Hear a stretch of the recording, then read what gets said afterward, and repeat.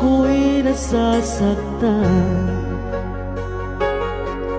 pag nakita kang may kausap na iba. Bakit ako ngayon'y lumuluha pag ikaw ay may kasama?